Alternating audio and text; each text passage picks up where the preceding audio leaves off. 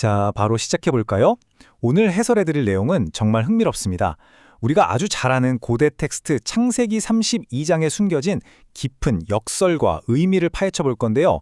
칠흑 같은 어둠 속에서 찬란한 일출로 이어지는 그야말로 한 편의 영화 같은 여정을 함께 따라가 보겠습니다. 사실 우리 모두 각자의 어두운 밤을 지날 때 무거운 짐들을 짊어지고 가잖아요. 도무지 풀리지 않는 문제들, 낫지 않는 질병, 또 어긋나버린 관계들 말이죠.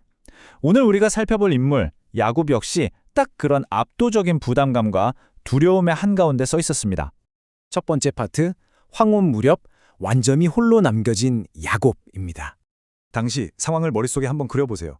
야곱은 지금 자신을 죽이려고 400명의 무장한 부하들을 이끌고 오는 형 에서와 마주해야 하는 그야말로 절체절명의 위기입니다. 이 절망적인 순간에 야곱은 어떻게든 살아보겠다고 자신의 모든 재산, 심지어 사랑하는 가족들까지 몽땅 강 건너편으로 먼저 보내버리거든요. 텍스트는 이 절대적이고 끔찍한 고독을 아주 묵직한 한 문장으로 던집니다. 야곱은 홀로 남았더니. 근데 아시나요? 이 문장이 야곱 인생의 끝을 알리는 게 아니라 오히려 완전히 새로운 역사가 시작되는 엄청난 전환점이 됩니다.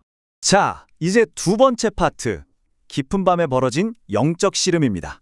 여기서 분위기가 갑자기 확 바뀝니다. 진짜 칠흑같이 어두운 밤인데 정체를 알 수 없는 미스테리한 존재가 갑자기 튀어나와서 야곱을 덮쳐버리죠.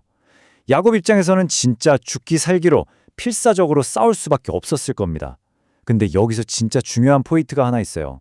이 육체적이고 영적인 싸움, 야곱이 원해서 시작한 게 아니라는 겁니다. 학자들은 이 신비로운 공격자를 천사나 성육신 이전의 예수 그리스도로 해석하기도 하는데요. 핵심은 이거예요. 평생을 자기 잔머리로만 아주 이기적으로 살아온 한 인간을 꺾기 위해서 신이 먼저 주도한 불가항력적인 은혜의 공격이었다는 거죠. 텍스트에 숨겨진 기가 막힌 언어적 유희를 한번 보시죠. 사건이 벌어진 장소인 얍복, 그들이 하고 있는 행동인 씨름하다, 그리고 주인공인 야곱. 놀랍게도 이 세 단어가 히브리어 자음 YBQ로 똑같이 묶여 있습니다. 와, 이게 단순한 우연일까요? 절대 아니죠. 한 인간의 정체성을 완전히 뒤흔드는 운명적인 충돌이었다는 걸 텍스트 자체가 증명하고 있는 겁니다. 여기서 우리 스스로에게 한번 질문을 던져보면 좋겠네요. 지금 여러분 삶에 절대 안 풀릴 것 같은 고통이나 피할 수 없는 꽉 막힌 상황 혹시 있으신가요? 어쩌면 그게 여러분을 완전히 변화시키기 위해 하나님이 변장하고 찾아오신 그런 은혜로운 공격은 아닐까요? 세 번째 파트, 한계점에 다다른 장엄한 패배입니다. 밤이 점점 깊어가면서 이 싸움은 진짜 끔찍한 절정에 달합니다. 신성한 공격자가 야곱의 허벅지 관절, 그러니까 환도뼈를 콱 내리치거든요. 야곱이 평생을 의지하고 버텨왔던 물리적인 힘의 근원이 그 자리에서 말 그대로 산산조각이 나버린 거죠. 신학자 프레드릭 뷰어너는 이 장면을 장엄한 패배라는 기가 막힌 역설로 표현했습니다. 뼈가 부서지는 이 끔찍한 부상이 사실은 오직 자기 힘만 믿고 살아온 야곱의 그 뻣뻣한 자아에 대한 철저한 파산 선고였던 겁니다. 상황이 어떻게 변했는지 한번 비교해 볼까요?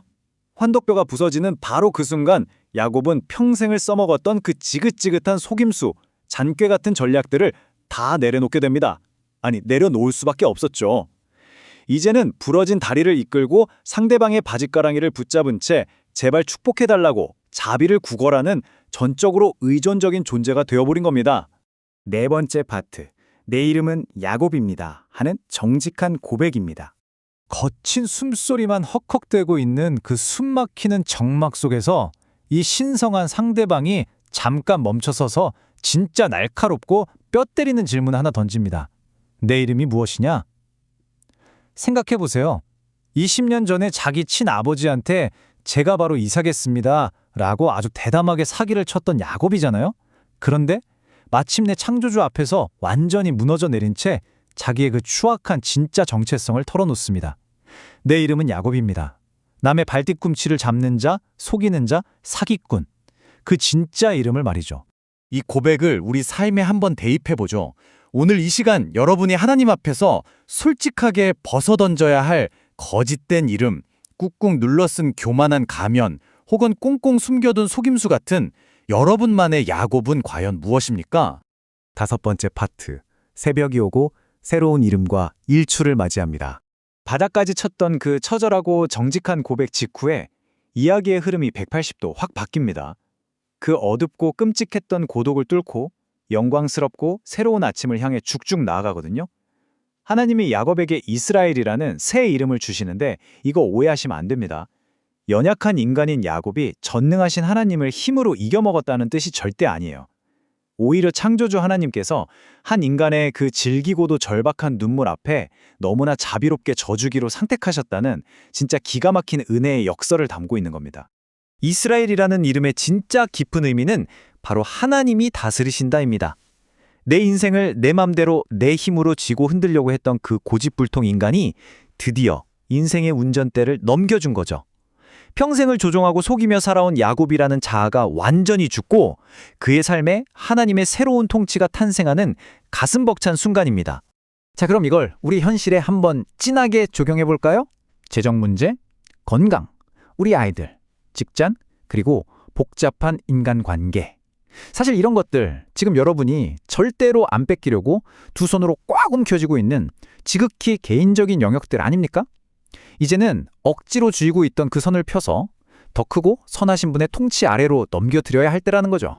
여기서 텍스트가 보여주는 기가 막힌 문학적인 대비를 한번 떠올려 보실까요? 야곱이 집을 떠나 시작했던 그 길고 고달픈 유배 생활은 베델에서 해가 지면서 시작됐거든요. 그런데 그의 구원과 회복이 시작되는 이 여정은 야복강을 떠나 분이엘에서 찬란하게 해가 떠오르면서 시작됩니다. 정말 완벽하고 소름 돋는 대비 아닌가요? 야곱은 그 눈부신 아침 햇살을 맞으면서 쩔뚝쩔뚝 다리를 절며 걸어갑니다. 하지만 여러분, 이 절뚝거림은 찌질한 패배자나 수치의 마크가 절대 아닙니다. 이건 야곱이 더 이상 옛날에 그 교만한 자아로 살지 않고 오직 하나님의 은혜로만 살아남았다는 걸 만천하에 영구적으로 증명해주는 영광스러운 은혜의 훈장이 셈이죠. 마틴 루터의 그 유명한 명언이 이 복잡 미묘한 상황을 아주 찰떡같이 요약해줍니다. 의인인 동시에 죄인. 바로 이것 때문에 성경 텍스트가 이후에도 그를 종종 다시 야곱이라고 부르는 겁니다. 신분도 이름도 완전히 새로워졌지만 우리 모두가 겪는 것처럼 그 역시 매일매일 내면의 끈질긴 본성과 치열하게 싸워야 하는 현실은 그대로 남아있기 때문이죠.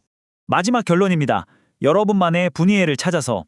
지금까지 쭉 살펴본 이 고대의 드라마틱한 이야기는요, 사실 지금을 살고 있는 우리의 현실과 너무나도 똑같이 맞닿아 있습니다. 여러분의 야복강, 저 멀리 성경책 속에만 있는 게 아닙니다. 바로 지금 여러분이 서 있는 바로 그곳에 있어요. 오늘 여러분을 짓누르는 그 극도의 피로감, 외로움, 그리고 처절하게 무너져 내린 그 자리가 바로 하나님께서 여러분의 인생 스토리를 완전히 새롭게 써 내려가기 위해 완벽하게 세팅해 두신 만남의 장소입니다. 자, 오늘의 해설을 마무리하면서 여러분의 가슴에 가장 중요한 질문 하나를 콕 박아드리고 싶습니다.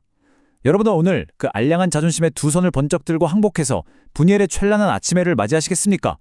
부디 그 소모적인 씨름을 멈추고 정직하게 나의 깨어짐을 고백해서 여러분의 그 장엄한 패배 위로 눈부신 태양이 떠오르는 기적을 경험하시길 바랍니다.